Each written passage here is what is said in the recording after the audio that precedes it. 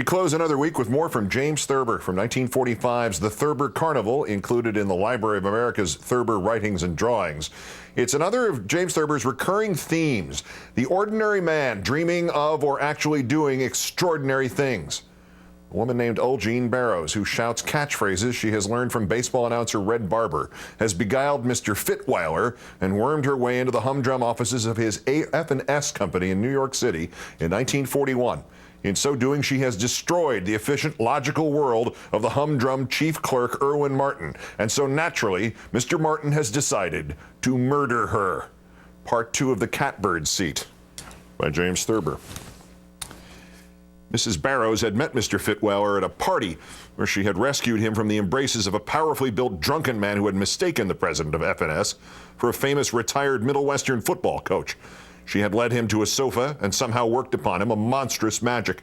The aging gentleman had jumped to the conclusion there and then that this was a woman of singular attainments, equipped to bring out the best in him and in the firm. A week later, he had introduced her into F&S as his special advisor. On that day, confusion got its foot in the door. After Miss Tyson, Mr. Brundage and Mr. Bartlett had been fired, and Mr. Munson had taken his hat and stalked out, mailing in his resignation later, old Roberts had been emboldened to speak to Mr. Fitweiler. He mentioned that Mr. Munson's department had been a little disrupted, and hadn't they perhaps better resume the old system there? Mr. Fitweiler had said certainly not. He had the greatest faith in Mrs. Barrows' ideas. They require a little seasoning. A little seasoning is all, he had added. Mr. Roberts had given it up. Mr. Martin reviewed in detail all the changes wrought by Mrs. Barrows.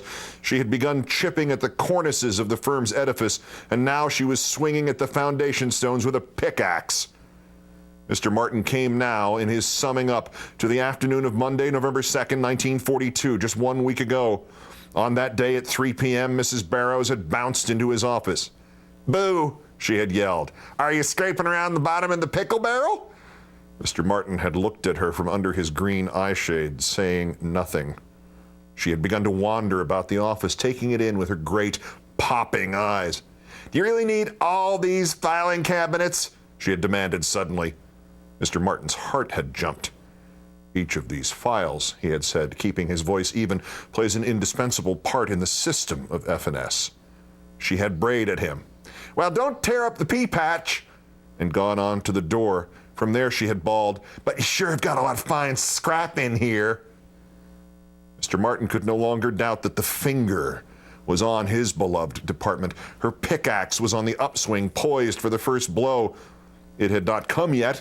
He had received no blue memo from the enchanted Mr. Fitweiler, bearing nonsensical instructions deriving from the obscene woman. But there was no doubt in Mr. Martin's mind that one would be forthcoming. He must act quickly. Already a precious week had gone by. Mr. Martin stood in his living room, still holding his milk glass. "Gentlemen of the jury," he said to himself, "I demand the death penalty for this horrible person." The next day, Mr. Martin followed his routine as usual. He polished his glasses more often and once sharpened an already sharp pencil, but not even Miss Peard noticed. Only once did he catch sight of his victim. She swept past him in the hall with a patronizing, "Hi." At 5:30, he walked home as usual and had a glass of milk as usual. He had never drunk anything stronger in his life, unless you could count ginger ale. The late Sam Schlosser, the S of F&S, had praised Mr. Martin at a staff meeting several years before for his temperate habits. "Our most efficient worker neither drinks nor smokes," he had said. "The results speak for themselves." Mr. Fitweiler had sat by, nodding approval. Mr. Martin was still thinking about that red-letter day as he walked over to the Schrafts on 5th Avenue near 46th Street. He got there, as he always did, at 8 o'clock. He finished his dinner in the financial page of The Sun at 8:45, as he always did. It was his custom after dinner to take a walk. This time he walked down 5th Avenue at a casual pace. His gloved hands felt moist and warm, his forehead cold. He transferred the camels from his overcoat to a jacket pocket. He wondered as he did so if they did not represent an unnecessary note of strain. Mrs. Barrows smoked only Luckies. It was his idea to puff a few puffs on a Campbell after the rubbing out. stub it out in the ashtray holding her lipstick-stained Luckies, and thus drag a small red herring across the trail. Perhaps it was not a good idea. It would take time. He might even choke too loudly. Mr. Martin had never seen the house on West 12th Street where Mrs. Barrows lived, but he had a clear enough picture of it. Fortunately, she had bragged to everybody about her ducky first-floor apartment in the perfectly darling three-story red brick.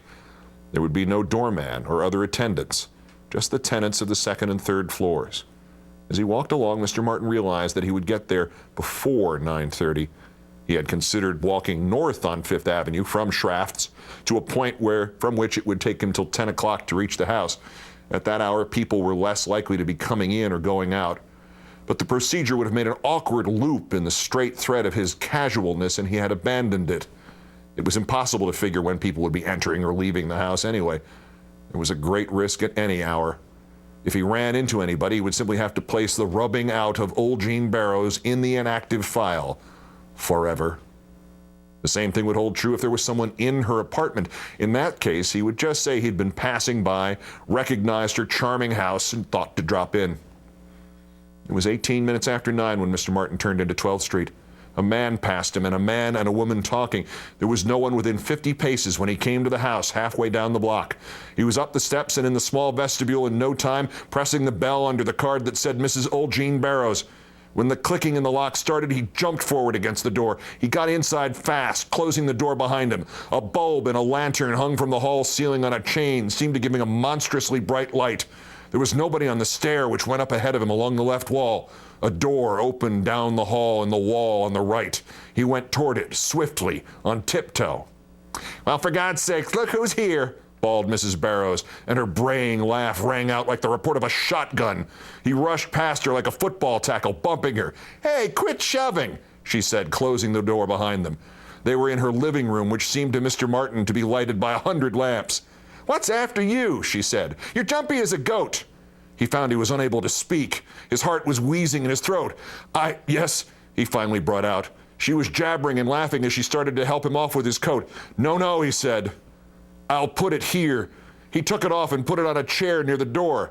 "Your hat and gloves, too," she said. "You're in a lady's house." He put his hat on top of the coat. He kept his gloves on. Part 2 of the Catbird Seat by James Thurber will resume with Part 3 next week. That's Countdown. I'm Keith Olbermann. Good night and good luck. And now with the story of President Obama, who is now up in the polls, approval from 48-46 to 54-40 in 3 weeks. The aggressive push in the last days of the midterm campaign. Ladies and gentlemen, here is Rachel Maddow. 54-40 or fight, Rachel? 54-40 or fight. You know, I think that at this point, every Republican wanted to run against Obama, and at this point, if the Democrats got to decide if that could happen, they would say yes. Yes, indeed. Yeah. Thanks, Keith. Have a great weekend. You too. Thanks to you at home as well for staying with us for the next hour.